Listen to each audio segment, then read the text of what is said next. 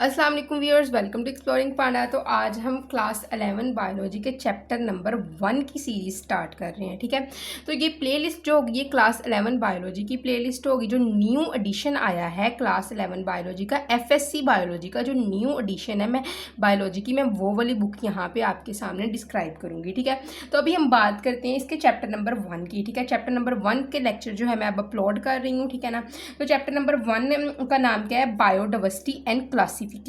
ठीक है, ये बहुत इंपॉर्टेंट चैप्टर है इसका। ठीक है, बहुत बेसिक सा चैप्टर है। ठीक है, जो कि एक बेस बनाता है। ठीक है ना, आपके पास ठीक है क्लासिफिकेशन की बेस बनाता है। ठीक है ना, डिफरेंट टाइप की जो है वो डाइवर्सिटी जो होती है लिविंग ऑर्गेनिज्म की, उसकी बेस ये बनाता है। ठीक है, तो इसका जो फर्स्ट टॉपिक है, ठीक है, वो है 3 डोमेन सिस्टम ऑफ क्लासिफिकेशन। ठीक है, तो हम जो है इसके बुक के मुताबिक ही आपकी पढ़ेंगे। ठीक है ना, बुक से जो है वो आपको पता है कि आपकी बुक से बाहर कोई चीज़ नहीं आती है। ठीक है ना, तो बुक के पॉइंट्स को ही मैं आपके सामने इस तरह डिस्क्राइब करूंगी, रीजनिंग दूंगी बुक के पॉइंट्स की, ताकि आपको आपके कॉन्सेप्ट्स बिल्ड हो जाएं और आपको अच्छे तरीके से ये याद हो जाए। ठीक है, तो अगर वो हम बात करें, वो कहते हैं कि प्रीवियसली पहले, ठीक है ना, पहले क्या होता था 1969 में एक साइंटिस्ट था जिसका नाम था रॉबर्ट विटकर। तो रॉबर्ट विटकर ने जो 1969 में सिस्टम दिया था, that is 5 kingdom classification system. ठीक है, इसको 5 किंगडम सिस्टम कहा जाता है। ठीक है ना, तो सबसे पहले प्रीवियसली यही सिस्टम आया था। तो बेसिकली वो कहता है कि जो रॉबर्ट विटकर का 5 किंगडम क्लासिफिकेशन सिस्टम था, इसमें बेसिकली 5 किंगडम थे। That's why he is calling it as the 5 kingdom. ठीक है, सिस्टम। ठीक है, तो 5 किंगडम कौन कौन से थे? एक है kingdom Monera, kingdom protista, fungi, Plantae and at the end is kingdom animalia. ठीक है, इस सिस्टम के मुताबिक जो मोनेरान्स हैं ये क्या है? प्रोक्रियोट्स हैं। ऑल दी 4 अदर किंगडम्स, ठीक है, एक्सेप्ट मोनेरान्स आर यूक्रियोट्स। ठीक है, इनके अलावा बाकी सारे किंगडम जो थे वो यूक्रियोट्स में आते हैं। ठीक है, तो बेसिकली मोनेरान्स के अंदर आपको पता है इसके अंदर आते हैं बैक्टीरिया वगैरह। ठीक है ना, बैक्टीरिया इस ग्रुप के अंदर इंक्लूड होंगे ब्लू ग्रीन अलगा, साइनोबैक्टीरिया। ठीक है, बाकी प्रोटिस्टा है, प्रोटिस्टा में अलगा वगैरह होते हैं। ठीक है ना, अलगा लाइक प्रोटोजोन्स वगैरह। ठीक है, फंजाई में फंजाई होती है। ठीक है ना, अच्छा, उसके अलावा जो है ये प्लांटी के अंदर प्लांट्स हैं, एनिमेलिया के अंदर एनिमल्स हैं। ठीक है, ये तो प्रीवियसली 1969 में डिस्क्राइब कर दिया गया था। लेकिन 1990 में 1990 में एक अमेरिकन माइक्रोबायोलॉजिस्ट था, माइक्रोबायोलॉजिस्ट। ठीक है, अमेरिका में रहने वाला एक माइक्रोबायोलॉजिस्ट था, दैट इज कार्ल वॉइस। ठीक है, कार्ल वॉइस ने कहा कि जो किंगडम, इसने कहा कि जो हमारे पास मोनेरान्स वाला ग्रुप था, प्रोक्रियोट वाला ग्रुप था, इसके 2 सेपरेट ग्रुप हैं। ठीक है ना, इसने प्रोक्रियोट्स को, मतलब बेसिकली यहाँ भी तो 2 ग्रुप बन रहे हैं ना, एक प्रोक्रियोट और यूक्रियोट। लेकिन कार्ल वॉइस कहता है कि जो ये प्रोक्रियोट वाला ग्रुप है इसके 2 ग्रुप्स हैं, और यूक्रियोट तो यूक्रियोट है ही। प्रोक्रियोट बेसिकली वो होते हैं जिनके पास एक डेफिनेट मेम्ब्रेन बाउंडेड न्यूक्लियस नहीं होता है, इनका न्यूक्लियर मटेरियल वैसे ही साइटोप्लाज्म के अंदर पड़ा हुआ होता है। लेकिन यूक्रियोट्स वो होते हैं जिनके पास एक डेफिनेट मेम्ब्रेन बाउंडेड न्यूक्लियस होता है। तो बेसिकली कार्ल वॉइस ने कहा कि प्रोक्रियोट्स जो होते हैं इनके 2 सेपरेट ग्रुप्स हैं। ठीक है, कार्ल वॉइस के मुताबिक prokaryote possess 2 separate group, 2 distinct group. कौन कौन से हैं? एक ग्रुप को इसने नाम दिया है आर्किया का, और एक ग्रुप है बैक्टीरिया का। तो बेसिकली एक ये ग्रुप, एक ये, और एक ये, तीनों 3 डोमेन्स बन रही हैं। ये 2 डिस्टिंक्ट डोमेन है किसकी? प्रोक्रियोट की और यूक्रियोट एक अपनी डोमेन है। तो 2 और 1 3, तो इसीलिए कहते हैं 3 डोमेन सिस्टम ऑफ क्लासिफिकेशन। तो कार्ल वॉइस ने जो सिस्टम दिया है क्लासिफिकेशन का वो कौन सा है? 3 domain system of classification. Clear? तो बेसिकली ये 3 डोमेन सिस्टम क्लासिफिकेशन का है कि इसमें वो कहते हैं कि मॉलिक्यूलर एविडेंसेस बेस्ड है ये। ठीक है ना, जिसने क्या कहा, जिसने रिवील किया था, it revealed that prokaryote is not single group but divided into 2 distinct domain. ठीक है, मतलब कि इस क्लासिफिकेशन सिस्टम ने ये कहा था 3 डोमेन सिस्टम, अगर आपसे कोई पूछ ले कि 3 डोमेन सिस्टम क्लासिफिकेशन का क्या है, तो आपने कहना है कि 3 domain system of the classification is based on molecular evidences which revealed that prokaryote is not single group. Prokaryote एक सिंगल ग्रुप नहीं है, जिस तरह 5 किंगडम में कहा गया था कि प्रोकैरियोट एक सिंगल ग्रुप है। जो 3 डोमेन सिस्टम क्लासिफिकेशन में ये कहा गया कि prokaryote is not a single group but divided into 2 distinct domain. Prokaryote 2 distinct domain में डिवाइड करता है। ये कौन कौन सी डोमेन्स है? एक डोमेन है आर्किया और दूसरी डोमेन है बैक्टीरिया।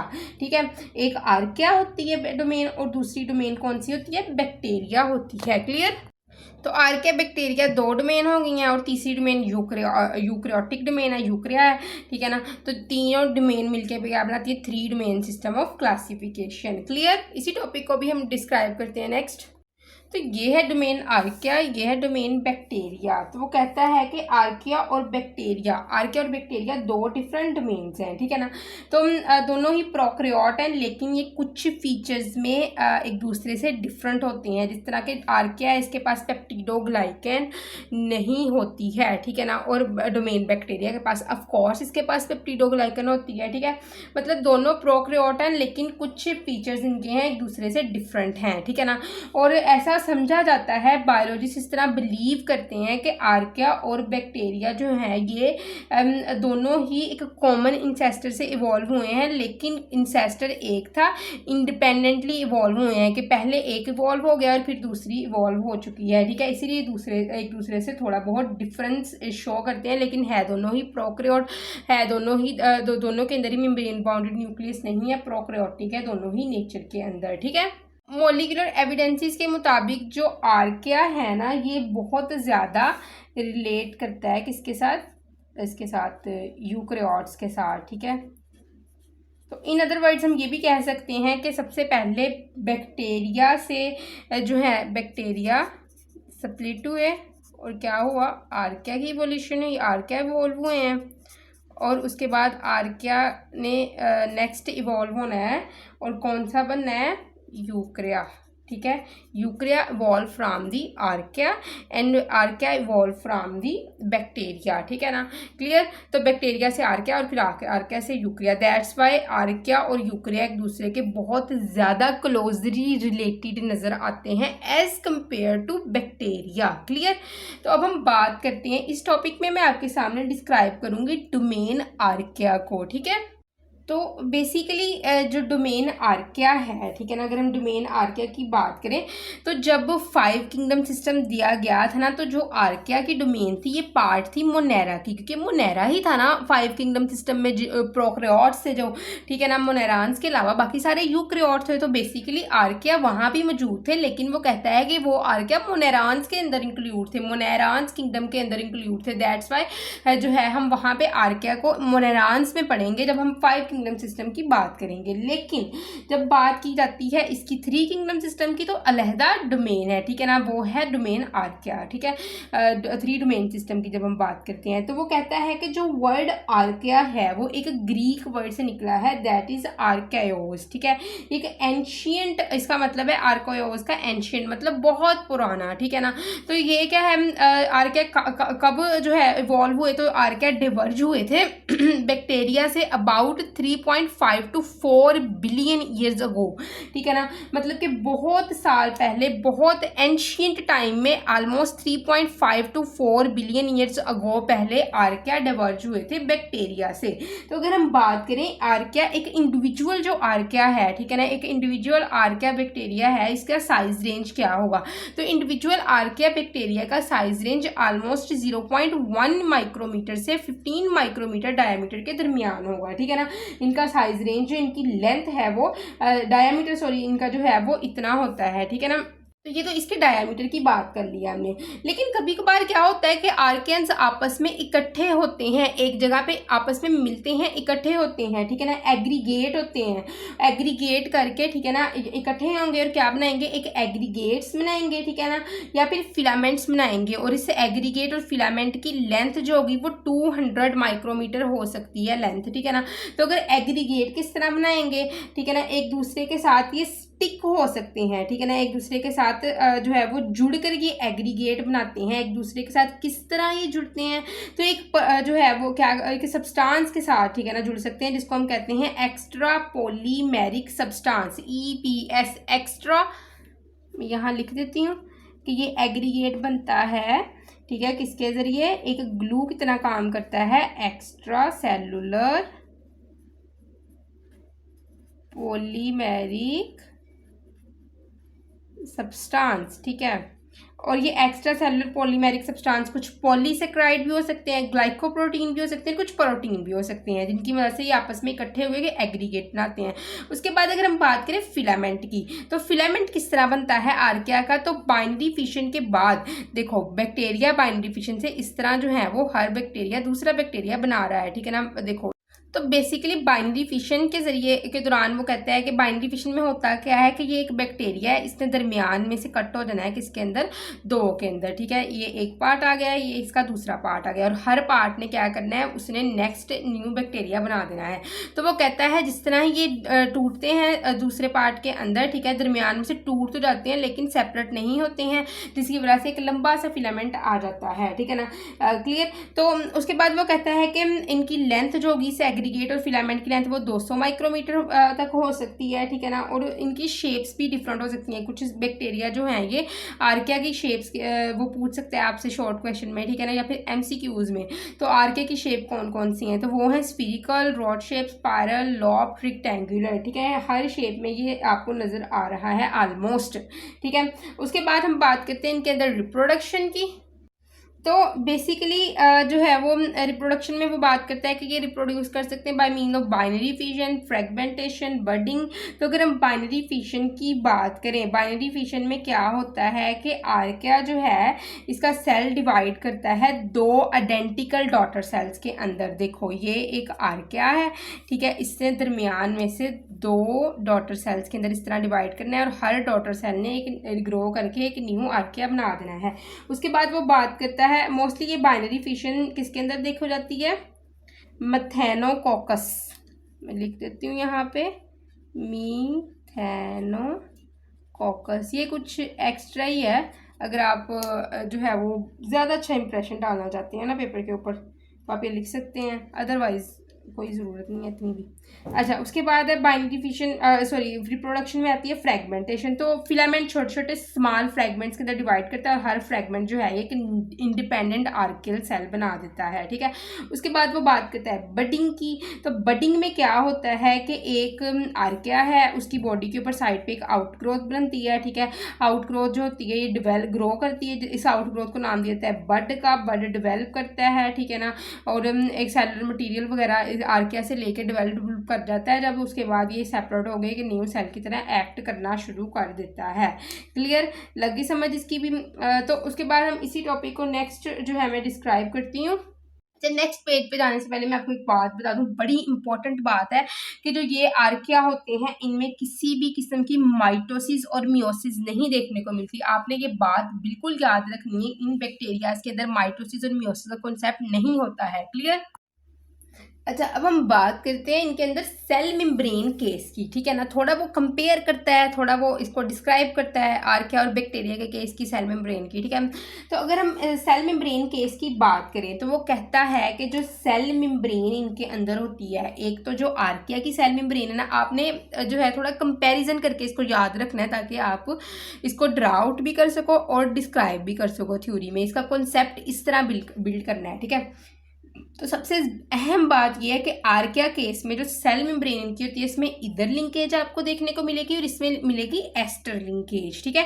क्लियर। तो अगर हम बात करें what is ether linkage and what is ester linkage, ठीक है। तो इधर लिंकेज में क्या होता है, कार्बन ऑक्सीजन बॉन्डिंग होती है, ठीक है ना। कार्बन की और ऑक्सीजन की बॉन्डिंग आपको देखने को मिलेगी, ठीक है। ऐसा एक कोवलेंट बॉन्ड होता है जिसमें ऑक्सीजन एटम जो होता है वो दो कार्बन एटम के दरमियान में बाउंडेड होता है। यू कैन सी हियर दो कार्बन एटम है और दरमियान में एक ऑक्सीजन एटम है। तो इस बॉन्ड को हम कहते हैं, ये बॉन्ड कौन सा है, इधर बॉन्ड, ठीक है। क्लियर। आर्किया क्या करते हैं, ये इस इधर लिंकेज को यूज करते हैं ताकि इस चेन को, इस ब्रांच्ड चेन को ग्लिसरॉल के साथ अटैच किया जा सके, ठीक है। क्लियर। तो this either linkage is a linked point between this branched chain and glycerol, ठीक है, ग्लिसरॉल और ब्रांच चेन के दरमियान में, ठीक है। तो ये इधर बॉन्ड जो होता है ना, ये काफ़ी ज़्यादा रेजिस्टेंट होता है as compare to ester bond, ठीक है। और ये हाई टेम्परेचर में भी क्या होते हैं, काफ़ी ज़्यादा स्टेबल रहता है। आपको पता है ना कि आर्कियाज जो होते हैं ये काफ़ी ज़्यादा एक्सट्रीम टेम्परेचर में रहते हैं, ठीक है ना, क्लियर, काफ़ी ज़्यादा एक्सट्रीम कंडीशन में रहेंगे, जिस तरह के हॉट स्प्रिंग्स में ये रहते हैं, पसंद करते हैं, साल्ट लेक्स, तो ये एक्सट्रीम कंडीशन है, ठीक है। एक मिनट, सॉरी, साल्ट लेक्स वगैरह में हॉट टेम्परेचर में रहते हैं। तो अगर यहाँ पे आर्किया के अंदर एस्टर लिंकेज होगी तो वो ब्रेक डाउन हो जाएगी। तो इधर लिंकेज इनके पास इसीलिए होती है इनकी सेल मेम्ब्रेन में, ताकि इनकी मेम्ब्रेन स्टेबल रह सके। अगर सेल मेम्ब्रेन स्टेबल रहेगी तो ऑफकोर्स जो है वो ये आर्किया भी स्टेबल ही रहेंगे ना, ठीक है, क्लियर। बेसिकली आर्किया के अंदर ये इधर लिंकेज एक हीट प्रूफ ग्लू की तरह एक्ट करता है, एक हीट प्रूफ ग्लू, ठीक है ना, हीट प्रूफ ग्लू है, जिसने क्या करना है, जिसने इस जो है वो चेन को, ब्रांच चेन को क्या करना है, लिपिड की चेन को, ठीक है ना, ब्रांच लिपिड की चेन को अटैच करा कर रखना है ग्लिसरॉल के साथ, ताकि इसकी मेम्ब्रेन को स्टेबल रखा जा सके। एक ग्लू की तरह ये एक्ट करता है, क्लियर। हाई टेम्परेचर में ग्लू की तरह ये एक्ट कर रहा है। अच्छा, तो सबसे पहले आपने ड्रा करनी है इसमें ब्रांच्ड चेन। ब्रांच चेन भी आपको पता है कि जो ब्रांच चेन होती है वो जो इसकी ब्रांचेस होती हैं, ठीक है ना, यहाँ पे भी कार्बन कार्बन लगा हुआ है, तो वो भी नेक्स्ट जो है वो नेक्स्ट फैली हुई होती है पूरी ब्रांच, ठीक है ना। तो जिसकी वजह से इसको तोड़ना, इस ब्रांच चेन को ब्रेक डाउन करना बहुत ज़्यादा मुश्किल होता है। और ये ब्रांच चेन जो है ये स्ट्रॉन्गेस्ट चेन है in case of extreme condition, ठीक है। दैट्स वाई आर्किया के इसमें ब्रांच चेन है, इधर लिंकेज है, ठीक है ना। तो वजह मैंने आपको बता दी कि इसके पास ब्रांच चेन क्यों है, ताकि एक्सट्रीम कंडीशन को में ये स्ट्रॉन्गेस्ट रह सके, इनकी ब्रेन ब्रेक डाउन ना कर सके, ठीक है। इधर लिंकेज भी इसलिए क्योंकि एक्सट्रीम कंडीशन में हाई टेम्परेचर में रहना होता है, ठीक है, ताकि ये इधर लिंकेज इन दोनों को, ग्लिसरॉल और इसको ब्रांच चेन को जोड़ के रख सके। अगर यहाँ पे एस्टर लिंकेज होती तो हाई टेम्परेचर में क्या होना था, एस्टर लिंकेज ने ब्रेक डाउन कर जाना था और ब्रांच चेन ग्लिसरॉल ने लहरा लगा हो जाना था, मेम्ब्रेन जो थी वो डीनेचर हो जानी थी। और जैसे ही सेल मेम्ब्रेन डीनेचर होती है ऑर्गेनिज्म की डेथ हो जाती है, ठीक है। अब हम बात करते हैं यूकरिया के केस की। यूकरिया के अंदर क्या होता है, यूकरिया में क्या होती है, एस्टर लिंकेज, ठीक है। तो एस्टर लिंकेज जो होती है ये कहाँ पे बनती है, ये कार्बोक्सिलिक एसिड और अल्कोहलिक ग्रुप के दरमियान में बनती है, ठीक है। तो यहाँ पे हम करते हैं किसकी, एस्टर लिंकेज की बात, ठीक है ना। तो एस्टर लिंक, तो आपको पता है कि जो एस्टर लिंकेज है वो थोड़ी लेस स्टेबल होती है एज कम्पेयर टू इधर लिंकेज, ठीक है, क्योंकि इसके पास कौन सा होता है, सीडेबल बॉन्ड ओ जो है ये बॉन्ड होता है, इसको आसानी से तोड़ा जा सकता है, ठीक है ना। और ये रिएक्टिव बॉन्ड होता है, इसको आसानी से जो है वो वाटर की प्रेजेंस में, ठीक है ना, वाटर में मौजूद इंजाइम्स की प्रेजेंस में, लाइपेज एस्ट्रेज की मौजूदगी में इसकी हाइड्रोलाइसिस करवाई जा सकती है, ठीक है।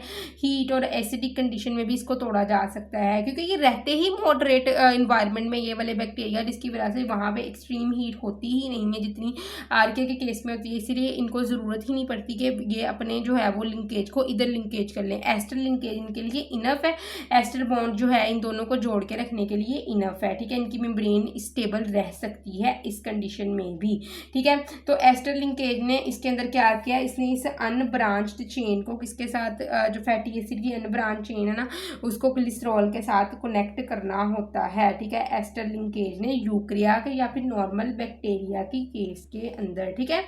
तो यहाँ पे हमने मेम्ब्रेन केस की भी बात कर ली, आर्किया के केस में भी बात कर ली और बैक्टीरिया के केस में भी बात कर ली। अब हम बात करते हैं इनके अंदर सेल वॉल कंपोजिशन की। अच्छा, तो सेल वॉल कंपोजिशन की अगर हम आर्किया के केस की बात करेंगे, बैक्टीरिया केस की बात करेंगे और यूकरिया के केस की बात करेंगे, अगर हम तीनों पॉइंट्स में हम इसको देखेंगे। अगर हम आर्किया के केस की बात करें तो इनकी सेल वॉल जो होती है आर्किया में, ठीक है ना, वो किससे मिलके बनी होती है, पॉलीसेक्राइड, प्रोटीन एंड सीडोपेप्टिडोग्लाइकन, मतलब ट्रू पेप्टिडोग्लाइकन नहीं है ये, it's a pseudo, it's a false peptidoglycan. इसमें कोई ना कोई इस तरह की कमी होगी जिसकी वजह से पेप्टिडोग्लाइकन नहीं है, जस्ट लाइक पेप्टिडोग्लाइकन, लेकिन कोई ना कोई सब्सटेंस की कोई ना कोई जो है वो केमिकल की कमी होगी जिसकी वजह से इसको सीडो पेप्टिडोग्लाइकन का नाम दे दिया जाता है, ठीक है।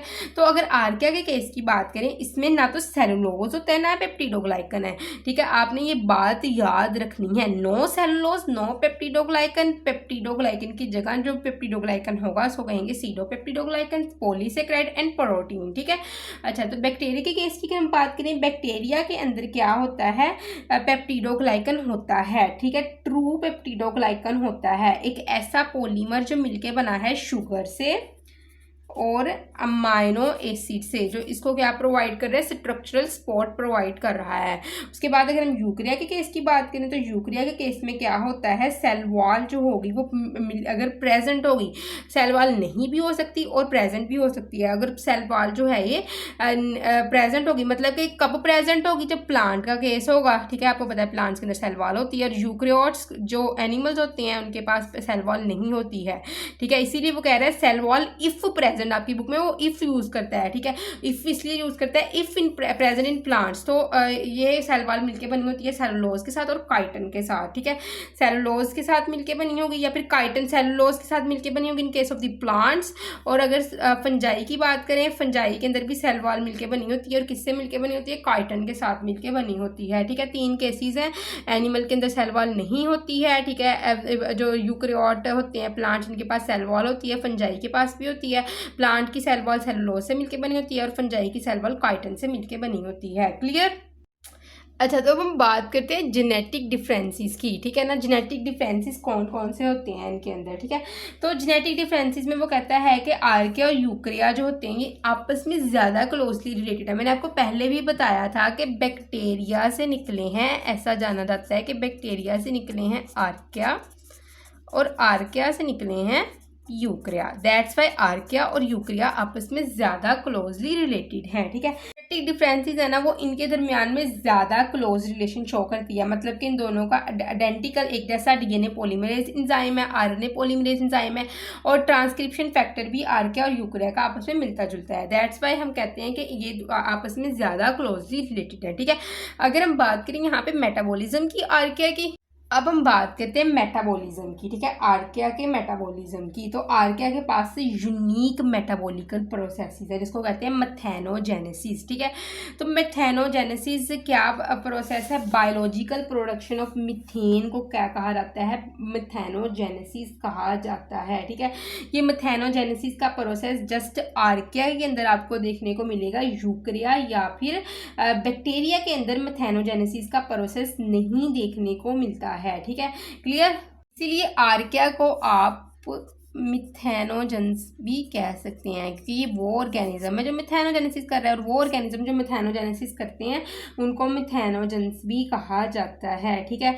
मार्शीज के अंदर आपको देखने को मिलेगा, ठीक है ना। उसके अलावा ये लेक्स के अंदर, ओशंस के अंदर देखने को मिलेगा, और प्लांट्स की ट्रीटमेंट के लिए, ये तो हम जब मैं एंड पे भी आपको बता दूंगी इसके कुछ इंपॉर्टेंस, ठीक है ना। तो मिथेनोजेनेसिस के जरिए इसने क्या करना होता है, एक तो इसने कार्बन की रिसाइकलिंग करनी होती है, कार्बन साइकिल चलाना होता है, ठीक है। कार्बन कंपाउंड्स को इन्वायरमेंट के अंदर रिसाइकल करना होता है, ठीक है, क्लियर। अच्छा, उसके बाद वेस्ट वाटर की ट्रीटमेंट भी मेथेनोजेनेसिस के जरिए ये क्या करते हैं, ये करवा सकते हैं, ठीक है। अगर हम बात करें मेटाबॉलिज्म की बैक्टीरिया के केस की, ठीक है ना, बैक्टीरिया के केस में क्या होता है मेटाबॉलिज्म, ये फोटोसिंथेटिक होते हैं, आपको पता है ना। कुछ बैक्टीरिया के पास क्लोरोफिल होती है, इसको बैक्टीरियो क्लोरोफिल कहते हैं। बैक्टीरियो क्लोरोफिल के जरिए ये अपनी खुराक खुद तैयार कर सकते हैं। बैक्टीरिया नाइट्रोजन फिक्सेशन भी करा सकते हैं, आपने वो पढ़ा था, वो नाइट्रोबैक्टर वगैरह जो थे वो नाइट्रोजन फिक्सेशन करवा सकते हैं, ठीक है ना। जो एक पी नड्यूल्स के अंदर जो होते हैं मौजूद बैक्टीरिया, वो वहाँ पे पी नड्यूल्स के अंदर नाइट्रोजन फिक्सेशन करवा सकते हैं। मैं थोड़ा सा आपको रिकॉल करवाती हूँ प्रीवियस लेक्चर्स आपके, ठीक है ना। फर्मेंटेशन कुछ बैक्टीरिया कर सकते हैं जिसको फर्मेंटर वगैरह कहते हैं, ठीक है ना, तो उसके जरिए फर्मेंटेशन कर सकते हैं, क्लियर। तो बैक्टीरिया के अंदर भी कुछ मेटाबॉलिज्म के प्रोसेसेस होते हैं, ठीक है। तो अगर हम यूकरिया के केस की बात करें तो यूकरिया जो होती हैं आपको पता है प्लांट्स वगैरह हैं, ठीक है ना। तो प्लांट्स और एनिमल्स वगैरह आते हैं इसमें, तो ये सेलुलर रेस्पिरेशन कर सकते हैं, फोटोसिंथेसिस भी कर सकते हैं, फोटोसिंथेसिस कर सकते हैं प्लांट्स यूकरियोट्स, या फिर फंजाई। यूकैरियोट्स की वो बात करता है यूकैरिया के केस में। और फर्मेंटेशन भी कर सकते हैं, ठीक है ना। फर्मेंटेशन के अंदर भी कुछ यूकैरियोट्स जो होते हैं ये इन्वॉल्व होते हैं, यीस्ट वगैरह जो हो गए ना ये फर्मेंटर होते हैं, ठीक है ना। फर्मेंटेशन का प्रोसेस ये कर सकते हैं, ठीक है, क्लियर। तो अगर हम बात करें यहाँ पे मेजर ग्रुप की, आर्किया के कुछ मेजर ग्रुप की बात करें तो मेजर ग्रुप के अंदर जो आर्किया के मेजर ग्रुप है उसके अंदर एक तो मिथेनोजेंस है, ठीक है। आपको पता है मिथेनोजेंस कौन से होते हैं, जो मीथेन को प्रोड्यूस करते हैं, ठीक है ना, मेटाबॉलिक बाय प्रोडक्ट के तौर पर। किसी भी चीज़ की तोड़ फोड़ करके मीथेन गैस को प्रोड्यूस करवाया जा सकता है। एक है हेलोबैक्टर, ठीक है। हेलोबैक्टर जो होते हैं ना ये एक्सट्रीमली सलाइन इन्वायरमेंट में जिंदा रह सकते हैं, बहुत ज़्यादा नमकीन इन्वायरमेंट में। आर्किया की ये टाइप है। थर्मोकोक्साई, थर्मो की बात कर रहे तो थर्मो का मतलब है हीट वाला, तो एक्सट्रीमली हॉट कंडीशन में थर्मोकोक्साई जो है वो रह सकते हैं, ठीक है। मार्क्योटा, तो ये कहाँ पे रह सकते हैं, ये नाइट्रोजन साइकिल जो है वो रन करवा सकते हैं, इन्वॉल्व होते हैं इन नाइट्रोजन साइकिल रनिंग, ठीक है। थर्मोक्योटा, ठीक है, क्लियर लगी समझ इसकी भी। तो ये मेजर ग्रुप्स की भी मैंने यहाँ पे बात कर दी। अच्छा यहाँ पे ना वो आपकी बुक में एक पॉइंट हाईलाइट करता है, वो है मिथेनोजेनेसिस का। तो ह्यूमन के अंदर जो है ना इंटेस्टाइन के अंदर जो है वो गैस जब प्रोड्यूस होती है, वो आपको गैस को अक्सर वो खारिज करवाया जा सकता है, ठीक है, एनएस के जरिए, ठीक है। तो वो गैस कहाँ पे वो गैस किस तरह प्रोड्यूस होती है, ठीक है, वो यही मिथेनोजेंस होते हैं, बैक्टीरिया जिन्होंने मेटाबॉलिज्म अंदर करवाना होता है, ठीक है, इंटेस्टाइन के अंदर। और इंटेस्टाइन में गैस प्रोड्यूस होती है जिस गैस को एनएस के जरिए जो है वो बाहर निकलता है। मतलब इंटेस्टाइन के अंदर ये मिथेनोजेंस मेटाबॉलिज्म करवाते हैं और इस इंटेस्टाइन में इंटेस्टाइनल गैस प्रोड्यूस होती है, इस गैस को एनएस के जरिए बाहर खारिज करवाया जाता है। तो ये मिथेनोजेंस ही होते हैं वहाँ पे, क्लियर। अब हम बात करते हैं थोड़ी सी सिग्निफिकेंस ऑफ आर्किया की।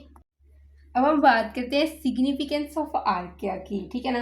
तो ऐसे आर्किया जो ज़्यादा एसिडिटी में रहते हैं, अल्कलिनिटी में रहते हैं, ठीक है ना, तो इनके पास क्या होता है, एक एंजाइम होता है जो इस हार्श इन्वायरमेंट में भी वर्क करता रहता है।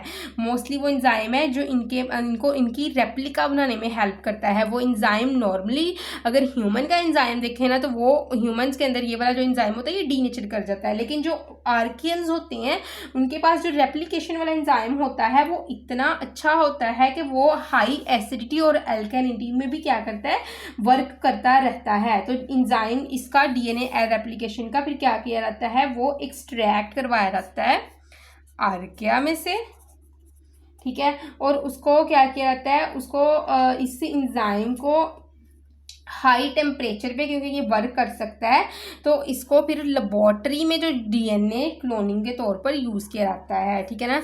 डीएनए क्लोन बनाने में, लेबोरेटरी में जो क्लोन बनाना है उसमें इस एंजाइम को यूज़ किया जाता है ताकि ये हाई टेम्परेचर पर भी वर्क कर सके लेबोरेटरी के अंदर, ठीक है। एंजाइम की खासियत क्या है कि ये हाई टेम्परेचर पे भी वर्क कर सकता है। तो लेबोरेटरी टेम्परेचर पे भी वर्क करने के लिए डीएनए की क्लोनिंग के लिए, रैपिड डीएनए क्लोनिंग के लिए, ठीक है, जब क्लोन्स बनाने होते हैं डीएनए के तो ये वाला आर्किया का डीएनए रेप्लिकेशन एंजाइम एक्सट्रैक्ट करवाया जाता है, क्लियर लगी समझ। उसके बाद वो कहता है कि सीवेज की ट्रीटमेंट के लिए मिथेनोजेंस जो होते हैं, ठीक है ना, मिथेनोजेंस का यूज़ किया जाता है। मिथेनोजेंस आर्कियंस जो है ये सीवेज की ट्रीटमेंट बहुत ज़्यादा करवा सकते हैं, ठीक है। और क्या करते हैं ये एक तो एनारोबिक डायरेक्शन कर सकते हैं, काफ़ी ज़्यादा एनारोबिक मतलब कि ऑक्सीजन की गैर मौजूदगी में ये तोड़ फोड़ कर सकते हैं, प्लस ये वहाँ पे बायोगैस प्रोड्यूस कर सकते हैं, ठीक है, क्लियर। तो इसलिए इस मिथेनोजेन को सीवेज की ट्रीटमेंट के लिए यूज़ किया जाता है। उसके बाद वो है एसिडोफाइलिक आर्किया, वो जो एसिडिक इन्वायरमेंट में सर्वाइव कर सकता है। तो इस एसिडिक इन्वायरमेंट में सर्वाइव करने वाले आर्किया को इस्तेमाल किया जाता है मेटल्स वगैरह एक्सट्रैक्ट करने के लिए। मेटल्स एक्सट्रैक्शन के लिए इसको यूज़ किया जाता है। वो मेटल कौन कौन सी हो सकती हैं, गोल्ड, कोबाल्ट, कॉपर, वगैरह, ठीक है। फ्रॉम ओर्स, ओर्स कहते हैं वो जगह जहाँ से मेटल निकाल जाती है, इसको कान कहते हैं, ठीक है ना। मेटल मिनरल प्रोसेसिंग के दौरान इस एसिडोफाइलिक आर्किया को यूज़ करके मेटल की एक्सट्रैक्शन करवाई जा सकती है। क्लियर, लगी समझ इसकी भी। मैं यहाँ पे आपको वैसे प्रोसेस भी बता सकती थी, लेकिन इससे आपने फेडअप भी होना है और लेक्चर बहुत ज़्यादा लंबा हो जाना है, ठीक है। अगर आप चाहते हो कि मैं एसिडोफाइलिक आर्किया इस तरह की भी छोटी छोटी बातें बताऊँ आपको डिटेल से, किस तरह मेटल की एक्सट्रैक्शन करवाई जाती है, ये भी डिटेल बताया करूँ, तो आपने ज़रूर कमेंट सेक्शन में बता देना है। तो अच्छा, मैं आपको बुक से एक दफ़ा रीडिंग करवा दूँ ये, ठीक है। बुक की रीडिंग भी ज़रूरी है क्योंकि आपको सारा आना ही बुक से है, ठीक है ना। बुक की रीडिंग करवा दूँ मैं आपको एक दफ़ा। तो बुक की रीडिंग में हम देखते हैं कि according to the 5 kingdom classification system proposed by the American ecologist Robert Whittaker in 1969, all organism were divided into 5 kingdom, i kingdom Monera, Protista, Fungi, ठीक है, प्लांटी एंड द एनिमेलिया, ठीक है। तो बुक रीडिंग में सबसे पहले क्या है, जो हम देखते हैं इस टॉपिक को, 3 डोमेन सिस्टम को क्लासिफिकेशन की according to the 5 kingdom classification system proposed by the American ecologist Robert Whittaker in 1969, all organism were divided into 5 kingdom, ठीक है। For example kingdom Monera, Protista, Fungi, Plantae and Animalia. वो कहता है कि 5 kingdom classification system जो American ecologist था Robert Whittaker उसने दिया था, उसके मुताबिक तमाम ऑर्गेनिज्म डिवाइड होते हैं 5 किंगडम के अंदर। एक है monera kingdom, protista, fungi, plantae और animalia. According to this system the kingdom monera included prokaryotes while all other 4 kingdom included eukaryotes. वो कहता है कि इस सिस्टम के मुताबिक मोनेरान्स जस्ट प्रोकैरियोट है, बाकी सारे चारों के चारों क्या हैं, यूकैरियोट्स हैं। In 1990 American microbiologist Carl Woese suggested that there are 2 separate group of the prokaryote. तो वो कहता है कार्ल वॉइस ने ना, अमेरिकन माइक्रोबायोलॉजिस्ट था, उसने 1990 में बताया था कि प्रोकैरियोट के 2 सेपरेट ग्रुप है। प्रोकैरियोट अकेला मोनेरान्स में नहीं आता, प्रोकैरियोट के 2 और ग्रुप है, एक है आर्किया और एक कौन सी है, बैक्टीरिया, ठीक है। तो इस बेस के ऊपर इसने क्लासीफाई किया ऑर्गेनिज्म को 3 डोमेन के अंदर, डोमेन आर्किया, डोमेन बैक्टीरिया और at the end is domain यूकैरिया, ठीक है। यूकैरिया तो यूकैरियोटिक डोमेन है ना, यूकैरियोटिक डोमेन आ जाती है, ठीक है। According to this his 3 domain system of the classification, domain Archaea and domain bacteria contain prokaryote while they are different in number of features, ठीक है।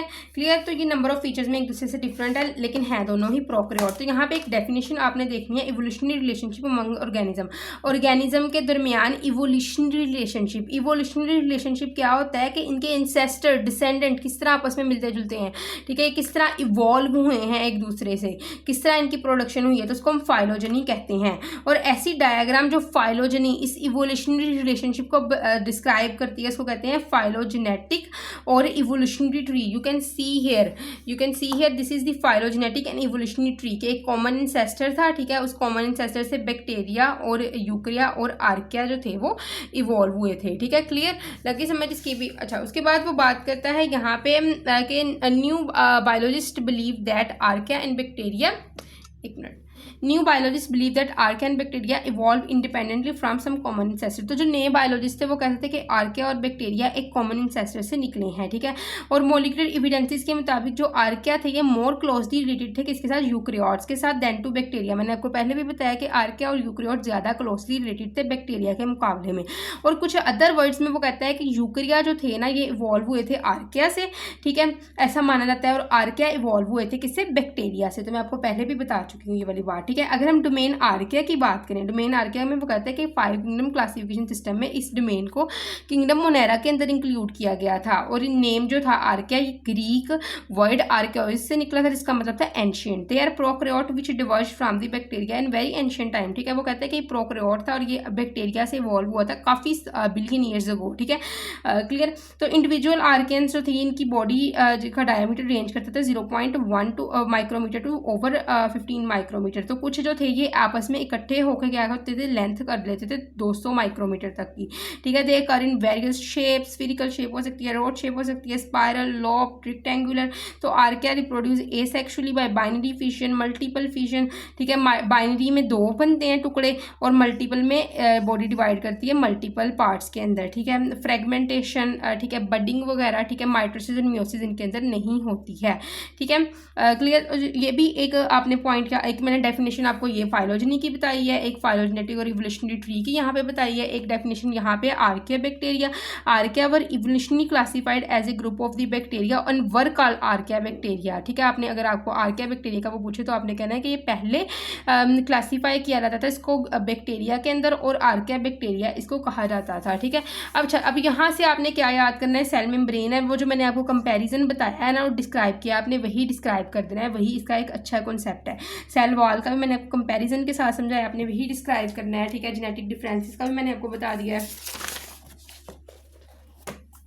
मेटाबॉलिज्म का भी आपको मैंने कंपैरिजन के साथ डिस्क्राइब किया है, मेजर ग्रुप भी मैंने आपको बताए हैं। ठीक है, अच्छा मेथेनोजेंस की भी मैंने बात की कि इंटेस्टाइन के अंदर जो था ये गैस प्रोड्यूस करती है जिसको एनएस के जरिए बाहर निकाल दिया जाता है, और ये वाला सिग्निफिकेंस है इसको भी आपने अच्छे तरीके से याद कर लेना है। यहाँ पे आ सकता है what is significance of archaea का टॉपिक। ठीक है, तो आई होप सो कि आपको इस टॉपिक की जो है क्लास 11 बायोलॉजी का जो टॉपिक है हमारे पास, इसकी फर्स्ट टॉपिक मैंने भी स्टार्ट किया, इसकी समझ लगी होगी, लेकिन किसी भी किस्म कन्फ्यूजन कमेंट सेक्शन में पूछ सकते हैं। थैंक यू सो मच, अल्लाह हाफिज़।